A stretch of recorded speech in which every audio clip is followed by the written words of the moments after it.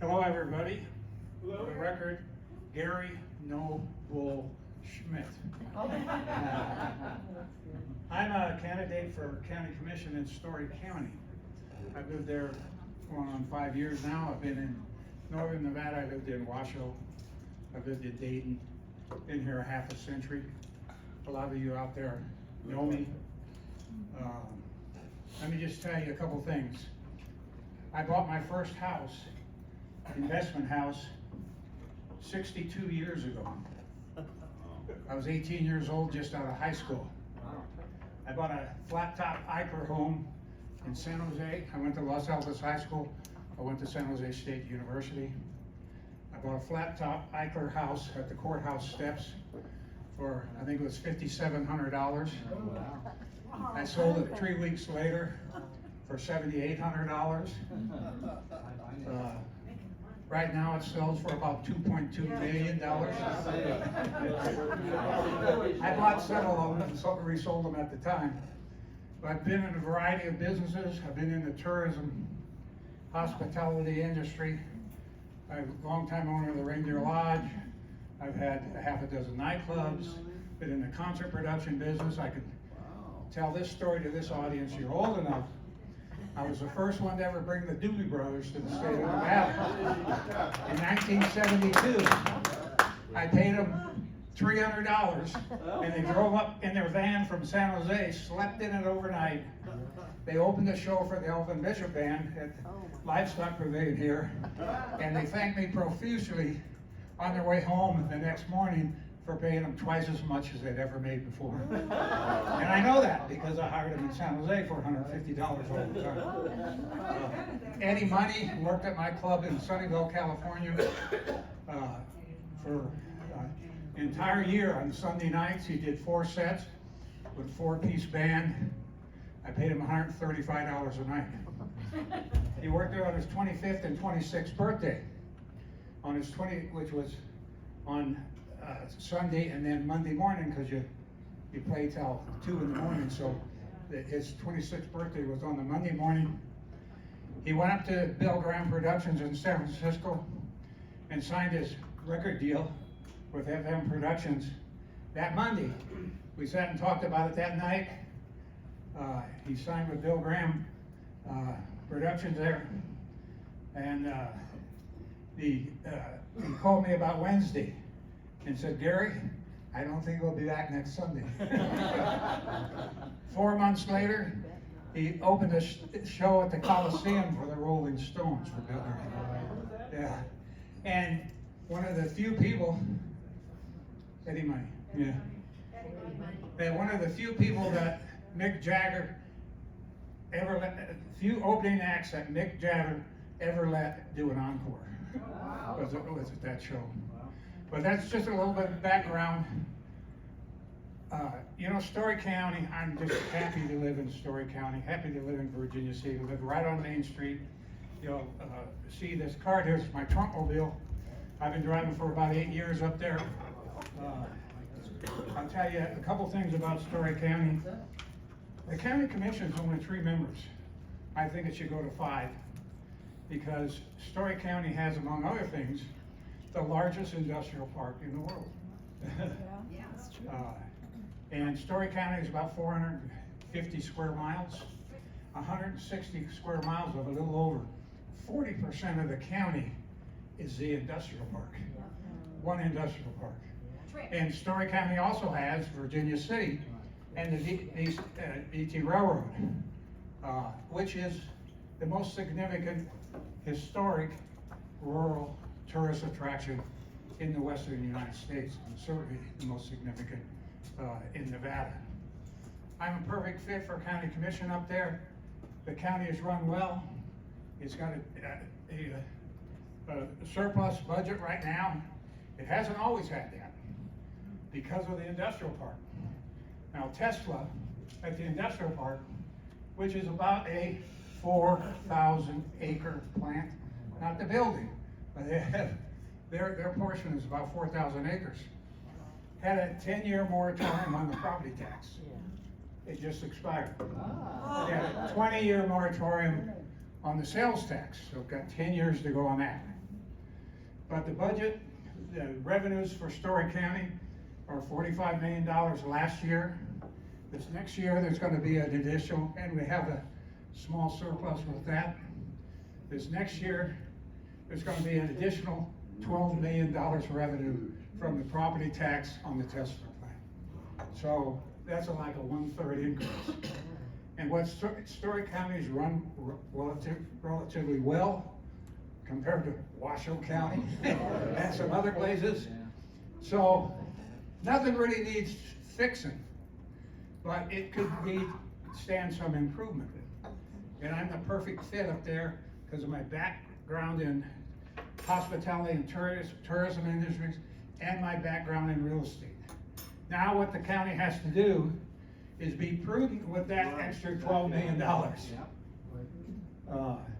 And don't go, drunken sailor stuff, and there's 112, a few other facts, 112 employees in the county. A couple part-time people that work at the senior center, etc., but basically 112 full-time employees. I've had almost 70 full-time employees working for me at one time when I had multiple nightclubs going on. I knew every employee's name. I knew their wives or husbands. I knew generally how many kids they had. And I checked in with every employee every week. I can't do that with 112 employees, but I can do it every month. And I pledge to do that. And so I'm just giving you a little picture of why I was kind of retired from politics, at least running for office. But I decided that my fit was so good and I liked the county and Virginia City so well that I'm gonna offer my services up there. I've got some business cards. These business cards are 2 cents each. This other card's about 8 cents each. I know no one here probably can vote in Storey County, but you might know somebody that knows somebody. So I invite you, and by the way, I'm financing my own campaign. One other interesting fact is that there's only 4,400 people that live in Storey County. Only about 4,000 of voting age. And it's about 68% Republican, and I'm in the Republican primary. But, and the history of the primary is, there's probably only gonna be about 800 people that vote in this primary. And I'll be calling every one of them. I don't know which one's gonna vote, but you can from the tracking. And besides that, I would venture to say that at least 600 of those people, of that 800 that are gonna vote, have seen this Trumpmobile going through Virginia City multiple times. So I would invite you all to take as many as you want of my business cards. I've got several hundred, 500 back there on my table. And just keep them with you. That's my personal cell number. And if you run into anybody that knows anybody that might know about anybody in, anywhere in Storey County, I'm in Virginia City, pass the card on and tell them anything you want to tell them about me. Because, I'm an open book. I am what I am. I'm the best man for this job at this time. I won't serve 12 years.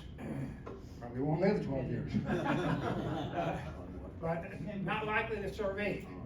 But I could certainly contribute to that great community, that great county up there, and especially Virginia City. I'm already working on reviving the Merchants Association up there in downtown Virginia City. I know virtually all the merchants. Again, the Trumpmobile. They're all waving at me as I drive by. So I'm a natural fit. I'm ready to fit for that job. I'm ready to go to work for 4 years. Maybe that's all. But anyway, thanks for your attention. Yeah, Jackie? Storey County reaches how far? Storey County goes all the way up to Highway 80, just north of Sparks. Okay. Actually, it's from Fernley down almost to Sparks. Okay. Okay, cause you, all right, Yeah, so the yeah, it's the trip, Highlands. it's the Tahoe Reno Industrial Center, Industrial Park. That's it. In Tibet, United States Parkway, or Patriots Parkway, or whatever that is, USA Parkway. And one other issue we have in Storey County, and you have it all over, is that there's very limited low-income housing there. There's some nice historic estates, and but there's a couple little apartment complexes. They're felt relatively new, but employment's an issue, or employment housing is an issue. Yeah, people have to live in Carson or Reno and drive up that hill, especially in the off season, the spring and the fall, weather conditions. So we need to address in any future development, workforce housing. And I happen to have been for decades in the recreational vehicle park business, the mobile home park business, duplexes, houses. I've got rental units in 4 states, have teeny houses. I understand all that market. And that's an issue at the industrial park also. I mean, not everybody makes $100,000 a year at that industrial park. And so if you've got a family, et cetera, living out there, maybe you live in Reno or Sparks or out over in Silver City or somewhere. Silver Springs, I mean. But, there is room for, off Patrick there's a potential development there in Storey County that started out about 10 years ago and then got sidetracked with the real estate depression. But there was a plan there for 3,600 additional houses. There's only 4,500 people in the county. So you know what 3,600 additional houses is. So that has to be scrutinized. I'm a private property rights guy. I'm a reasonable development guy. I'm cut the bureaucracy and the red tape, but that housing has to be looked at, and it has to be a proper balance. One other thing that I recently addressed the county commission about, for the industrial park has got all kinds of perks, and I support basically all of them, such as Tesla. 10 years moratorium on property tax, 20 years on sales tax. And to get a dirt permit in the industrial park, 15 days. To get a building permit in the industrial park, 7 days. To get a building permit in Virginia City, 7 weeks to 7 months. It's not equally applied. To me, it doesn't have the revenue. But for Virginia City, it's just as important as that industrial park. The money's in the industrial park, but the history is in Virginia City.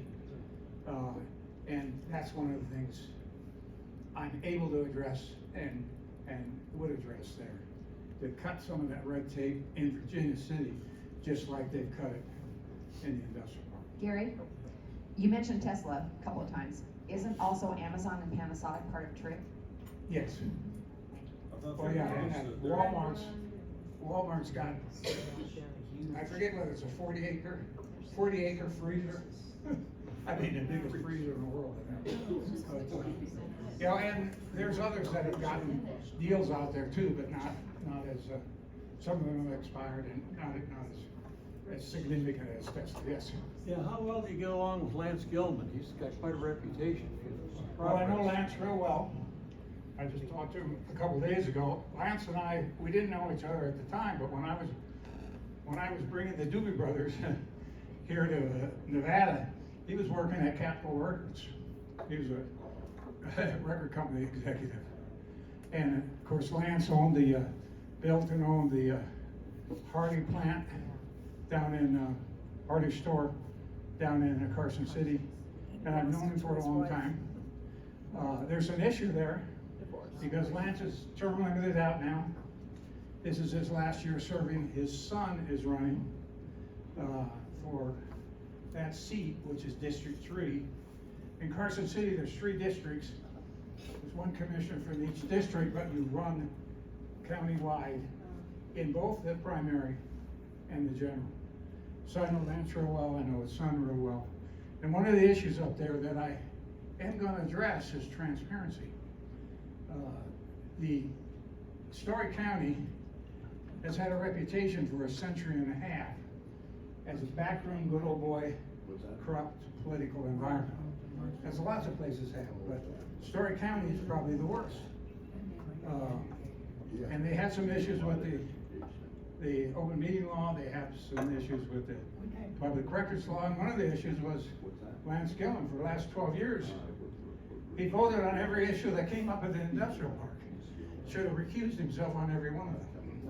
But I'm not gonna go backwards, I'm gonna go forward. I'm forward looking on this.